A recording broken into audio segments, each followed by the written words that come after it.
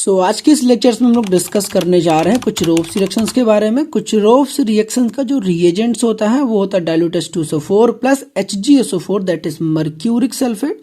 आपको पता होना चाहिए इस सेम चीज को आपके पेपर में यूं भी लिखा आ सकता है that means Hg2 positive slash H plus. Indirectly हमें कुछ रोफ्स रिएक्शंस में H2O ऐड करना है यूजिंग मार्कोनिकॉफ रूल। अभी कैसे करना है अभी सब कुछ बता रहा हूँ। यहाँ पर हम लोग एल्काइन में हाइड्रेशंस करते हैं, कन्वर्ट हो जाता है कार्बोनिल कंपाउंड में। As we know carbonyl compound का मतलब होता है एल्डिहाइड एंड कीटोन्स। अगर बात करूं बोर्ड के पर्सपेक्टिव से तो बोर्ड के पर्सपेक्टिव से ये दो ही कंपाउंड कुछ ज्यादा ही इंपॉर्टेंट है because most of the times आपके पेपर में इन्हीं से क्वेश्चंस आ रखे हैं। दैट मीन्स अगर अल्काइन हम ले रहे हो तो उसमें या तो एसिटाइलिन लेने वाले हैं या तो हम लोग प्रोपाइन लेंगे।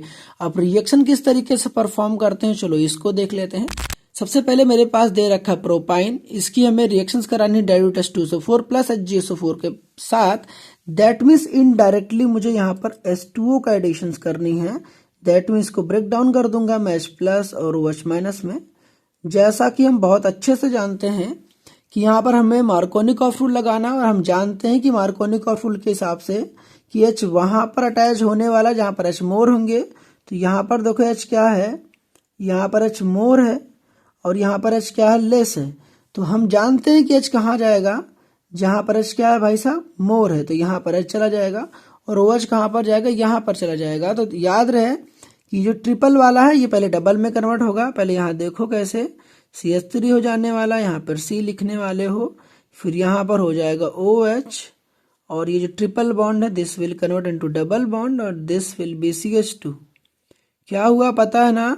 तो देखो यहाँ पर हाइड्रोजन था, वहां पर एक हाइड्रोजन और अटैच हो गया तो यहाँ पर CH2 हो गया।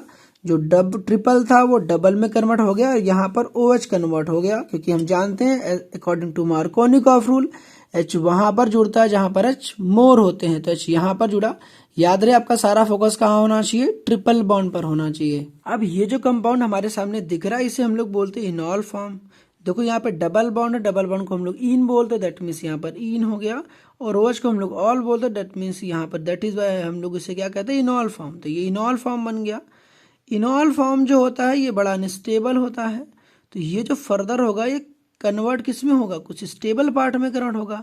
वो स्टेबल पार्ट क्या होता है अभी इसको भी बताता हूँ आपको। यहाँ पर ये जो H है, ये जो H हो जाता है यहाँ पर ट्रांसफर होता है यहाँ पर, और ये डबल था वो सिंगल में कन्वर्ट हो जाता है। दैट मीन्स क्या होने वाला, तो यहाँ पर आप लिख सकते हो, यहाँ पर टॉटोमेरिज्म लिख सकते हो या फिर आप लिख लो H प्लस ट्रांसफर हुआ है।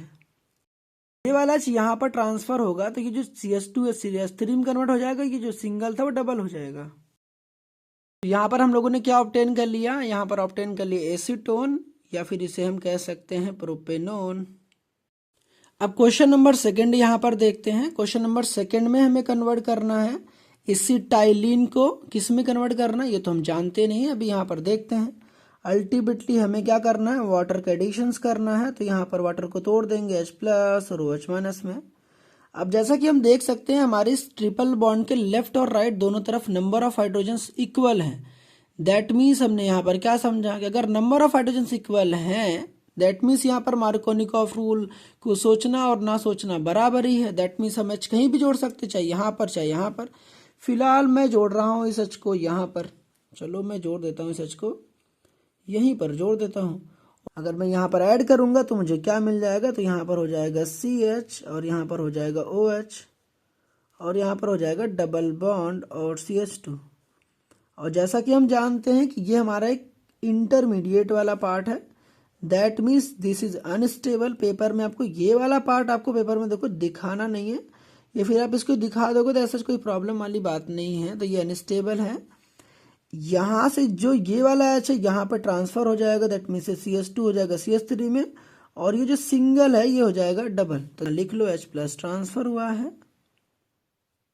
ये जो H होगा यहाँ पर ऐड हो जाएगा और ये जो सिंगल था वो डबल हो जाएगा। दैट मीन्स यहाँ पर हो जाएगा C और यहाँ पर हो जाएगा डबल बॉन्ड O और यहाँ पर H तो रहने ही वाला है और यहाँ पर हो जाएगा CH3। अगर आप इस थोड़ा सा प्यार से लिखोगे तो this is something like this, that means ये हो जाएगा CH3 और हो जाएगा CH2। दैट मीन्स यहाँ पर हम लोगों ने तब्दील कर लिया एसिटाल्डिहाइड में। ये बात समझ में आ रही है। तो पेपर में भाई साहब इसके बाद तो कहानी बदली जा सकती है। दैट मीन्स देखो एसिटाइलडिहाइड में कन्वर्ट हो गया, और ये क्या था एसिटाइलिन। तो हम जानते हैं कि एसिटाइलिन से पहले कन्वर्ट कर लिया हम लोगों ने क्या क्या क्या कन्वर्ट कर लिया बता दो। एसिटाइलिन कन्वर्ट कर लिया एसिटाइलडिहाइड में।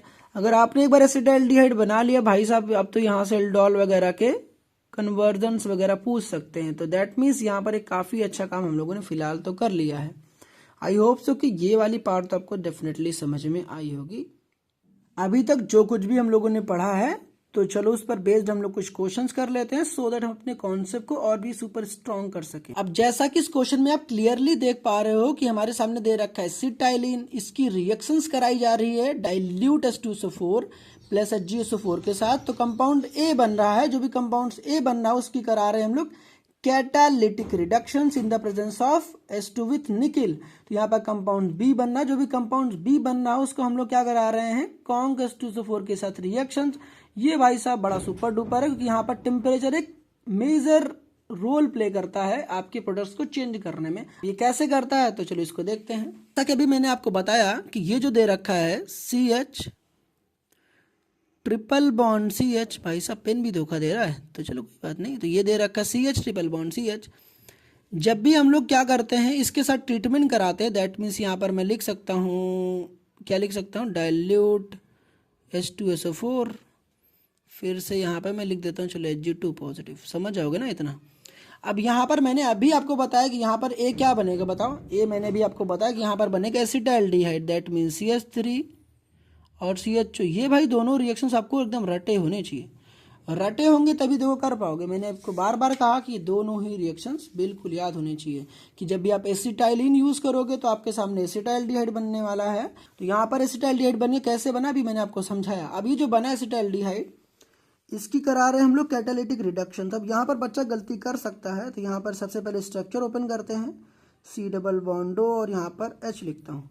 जैसा कि आपको पता होना चाहिए, जैसे यहाँ पर लिखा हुआ है H2 और Ni, तो यहाँ पर आपको पता होना चाहिए, यहाँ पर आपके पेपर में NaBH4 लिखा मिल सकता है, यहाँ पर LiLH4 लिखा मिल सकता है। तो रिएक्शंस का जो प्रोसेस होगा सेम ही होगा। क्या काम करना है, एक हाइड्रोजन यहाँ पर इस बॉन्ड को ब्रेक करना है, एक हाइड्रोजन यहाँ पर अटैच करना है, एक बार यहाँ पर अटैच करना। दैट मीन्स यहाँ पर क्या बन जाएगा, अगर इसको रफली मैं समझाऊँ तो यहाँ पर देखो CH3 हो जाएगा और यहाँ पर हो जाएगा OH, और यहाँ पर एक H और जोड़ दोगे, और ये वाला H तो पहले से देखो मैंने नया वाला H कहाँ से जोड़ा, ये यहाँ पर एक हाइड्रोजन आया और एक ये हाइड्रोजन रहा, तो ये H2 तो था ही ना यहाँ पर।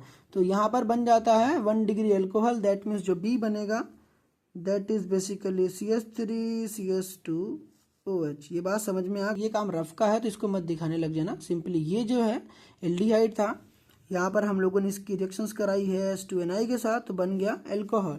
अब ये जो एल्कोहल बना है इसकी क्या कराई जा रही है, कॉन्क H2SO4 के साथ रिएक्शंस कराई जा रही है। बट वो तो ठीक है, जैसा कि बच्चों को पता भी होता है कॉन्क H2SO4 क्या काम करता है, एक डिहाइड्रेटिंग एजेंट की तरह काम करता है। दैट मीन्स ये वाटर को रिमूव करेगा।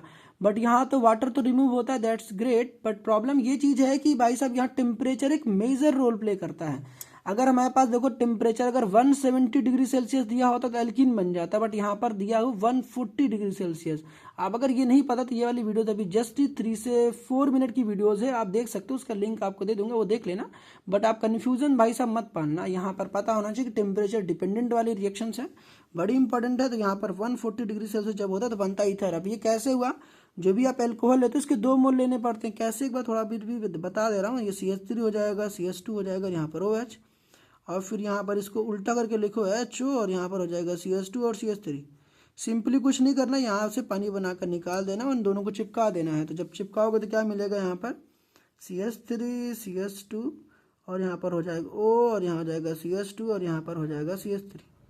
तो यहाँ पर बेसिकली मिल जाएगा हमें एथॉक्सी इथेन बन जाएगा, और इसी को हम लोग बोल सकते हैं डाई इथाइल ईथर। अब नेक्स्ट क्वेश्चन देखिए आपके सामने क्या है कि यहाँ पर दे रखा है कंपाउंड ए है, इसकी ट्रीटमेंट करी जा रही है HgSO4 विद H2SO4 के साथ। तो हमें कंपाउंड मिल रहा है जिसका मॉलिक्यूलर फॉर्मूला गिवन है C3H6O। जो भी ये हमारे पास जो कंपाउंड बना है इसकी अगर हम लोग कराते हैं oxidation in the presence of conc HNO3 तो हमें मिलता है COD, और जो ये C है उसकी सिर्फ रिएक्शन कराई जाती है PClK5 के साथ तो बनता है E, और जो E है उसकी रिएक्शन कराते हैं ethanol that is ethyl alcohol के साथ, हमें मिलता है स्वीट स्मेलिंग कंपाउंड F। तो बताना है ए और ये सी डी ई एफ क्या होंगे।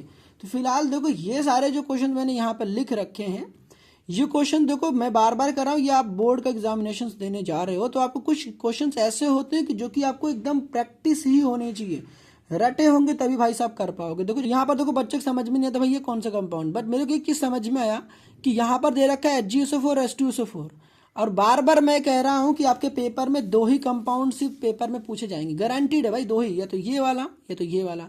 और यहाँ पे मुझे समझ में आता है कि देखो अगर मैं कह रहा हूँ कि इस कंपाउंड को ध्यान से देखो, यहाँ पे लिखा है कंपाउंड बनता है C3H6O का, जिसका मॉलिक्यूलर फॉर्मूला दे रखा है। हमें समझ में आता है कि यही कंपाउंड है, किसी कंपाउंड में ही 3 कार्बन है, 1 2 3 कार्बन और 6 हाइड्रोजन है, 3 इधर और 3 इधर, 6 हाइड्रोजन और 1 ऑक्सीजन है।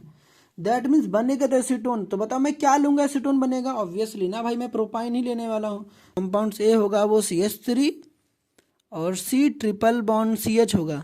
अगर इसको हम लोग ट्रीटमेंट कराते हैं किसके साथ, इसी के साथ HgSO4 के साथ और H2SO4 के साथ, दैट मीन्स यहाँ मैं H+ लिख दे रहा हूँ, तो बन जाएगा हमारे पास क्या, एसीटोन बन जाएगा CH3 C डबल बॉन्ड और यहाँ हो जाएगा CH3। ये बात समझ में आ गई ना आपको।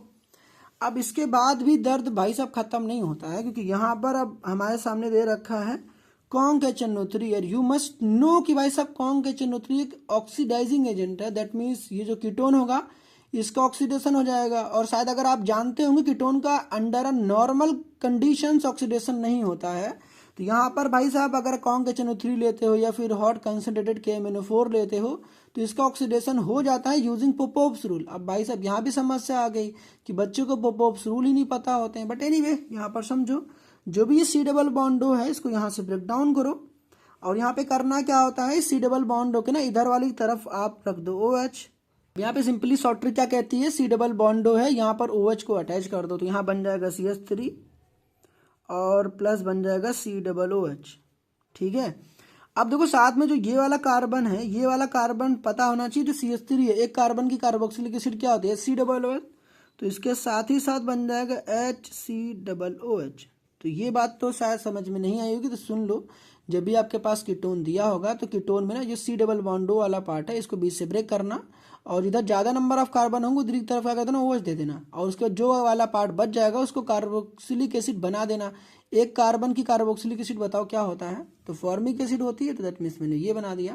तो यहाँ पर लगा है सिंपली पोपोव्स रूल, अगर नहीं पता है तो यहाँ पर मैं आपको कमेंट सेक्शन में आपको लिंक दे दूंगा वीडियो का, जाके वहाँ पे आप देख लेना। अगर तो फिलहाल यहाँ पर कंपाउंड बन गया C और D, तो C क्या होगा एसिटिक एसिड और D क्या होगा फॉर्मिक एसिड। तो जो ये एसिटिक एसिड बनी है इसकी हम लोग रिएक्शन कराते हैं PCl5 के साथ। तो जैसा कि आप जानते हो मैंने बार बार कहा है, PCl5 हो या PCl3 हो या SOCl2 हो, तो क्या करता है OH हटाना है और Cl लगाना है, तो यहाँ पर हो जाएगा CH3COCl। अगर किसी को ये लग रहा कि ये समझ में ही नहीं है भाई साहब, सब रिएजेंट वाले सीरीज में आपको बताया था, तो इसलिए थोड़ा सा माफ करना, यहाँ पर मैं आपको बता रहा हूँ कि OH हटाना है और Cl लगाना है। ठीक है, अब ये जो CH3COCl बना है इसकी हम लोग रिएक्शंस करा रहे हैं इथेनॉल के साथ। तो इथेनॉल के साथ जब कराओगे तो इथेनॉल क्या होता है CH3 CH2 और ये होता है OH, इथेनॉल होता है। यू मस्ट नो कि भाई साहब यहाँ अल्कोहल का H जाएगा और यहाँ पर Cl चला जाएगा, HCl बनकर निकल जाएगा। बेसिकली यहाँ पर हो रखा है एस्टरिफिकेशन।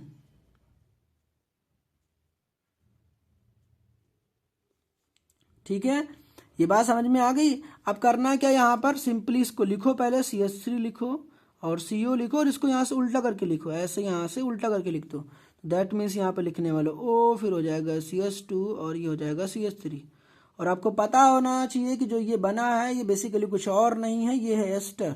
क्या है ये एस्टर, और एस्टर की स्मेल कैसी होती है, फ्रूटी स्मेल होती है, मतलब बड़ी अच्छी स्मेल होती है। तो इसी वजह से भाई साहब ने बोल रखा था स्वीट स्मेलिंग कंपाउंड F बना है। तो जो कंपाउंड बना ये है एस्टर, इसका नाम क्या है कई बार पूछा जा सकता है, इसका नाम है इथाइल एथेनोएट।